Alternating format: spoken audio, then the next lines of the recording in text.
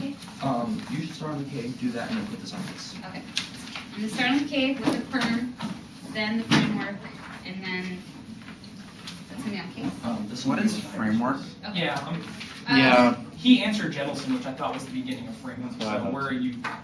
Do you have like a separate, do you want us to like cordon off a special framework section for Grab a it? page.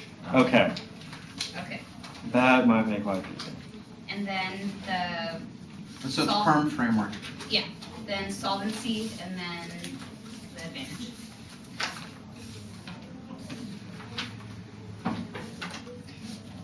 And then, there's been data permeate the critique's purposes to deepen their approach to law after the fundamental faculties of the brain had been proven non-existent. Phrenological knowledge was no longer necessary, useful. The critique of direction, no reason why the app has any value, and the perm is impossible to war one and see. When your evidence makes several crucial distinctions, the first step is to reject the politics of the standards that we're calling out the basic assumptions they have about what the plan addresses. There's no reason to address the plan B. The critique is not an instant transformation, it's a process of reflection. They can't graph political solutions on and expect the same results.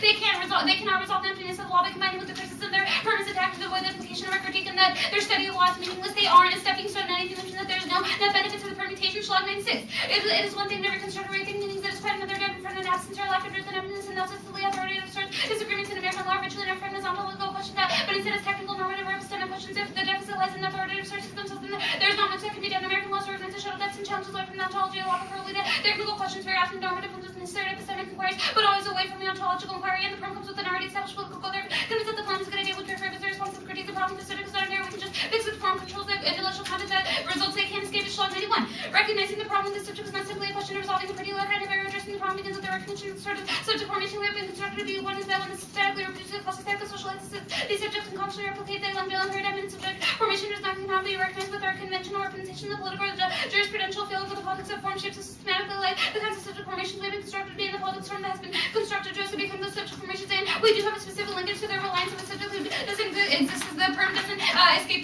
this, and that conjoining construction criticism fails the conjunction and implicitly marginalizes the criticism, makes it only a side note to the already determined political stand. This is a more specific link. Winter 90.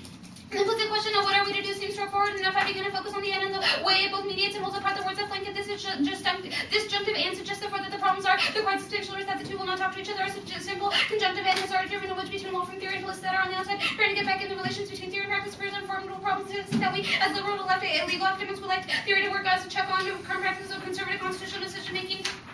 Yes. Okay, and on the framework section. Framework is a solipsist response to the critique, fairness, credit, and so on have been impressed on our minds to know that they're good, but not worthy. Come from debates become a contest to connect the voters, which are treated like object forms existing prior to individuals. Their framework does not disclose itself referential basics with competing paradigms that maintain the intellectual dominance of the school.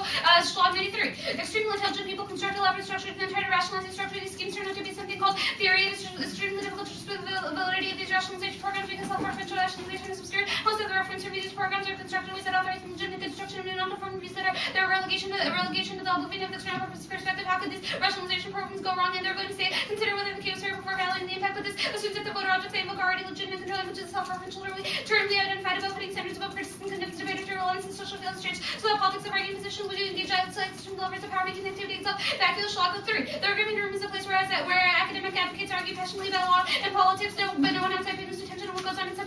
Participants will stop and spend their time arguing about what should happen outside the room. This they call politics. This one thing that cannot be talked about is the construction of the room itself. The concept of politics is a great deal of theoretical work. It remains me from scrutiny politics. That is a first time when politics still seems immensely fragile, non-referential capitals and imperative rapid self-organization, which it increasingly regimes instance of life previously offering some resistance to its grammar. Okay, on solvency.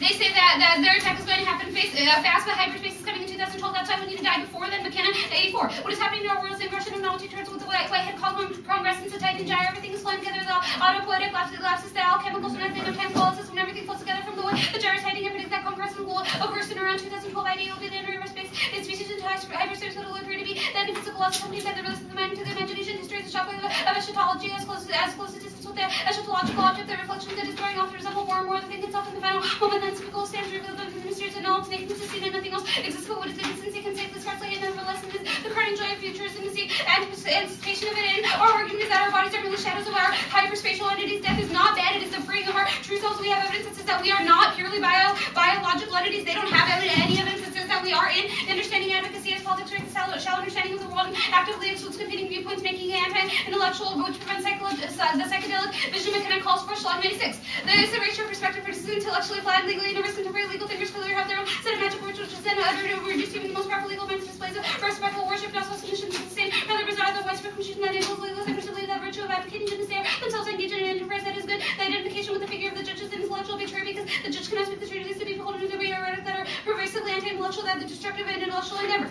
Now on adherency. They only have one piece of evidence, is that the NCA doesn't solve their affirmative. Their blank evidence is terrible. All of our evidence post-dates theirs, and their evidence is from before the Military Commissions Act. It can't be predictive of what the actual Military Commissions Act looked like, while our evidence is, and their evidence doesn't say that the courts would overrule, just that it might go to the Supreme Court, and the only statistical support in their evidence is that Wisconsin senators voted against it. Our evidence cites actual parts of the Military Commissions Act, which is the reason you should prefer now Senator Trillian over Olbermann October 19th evidence. It far post-dates there, then it says that it is specific to the Supreme Court won't overrule, and here's more evidence from Marinsky, October 25th. Courts have generally failed to stand in the political process when such clearly unconstitutional laws have been adopted one individual to prison for 10 years for circulating a leaflet that the draft was constitutional socialist letter regime, but that was sent to prison for telling his audience that they were good for more than Canada fought during World War II. The Supreme Court again failed to enforce the Constitution when it upheld the evacuation of 110 Japanese Americans. The history gives reason to interest in whether courts would fall right at the same politics of theory that caused Congress to adopt a law that so clearly violates the Constitution. And Hong Kong got shut down in federal court. Washington Post, December 21st. The federal court throughout the lawsuit of Hong Kong, one of the actions Congress took in the hastily passed Military Commissions Act was to instruct the federal courts of jurisdiction over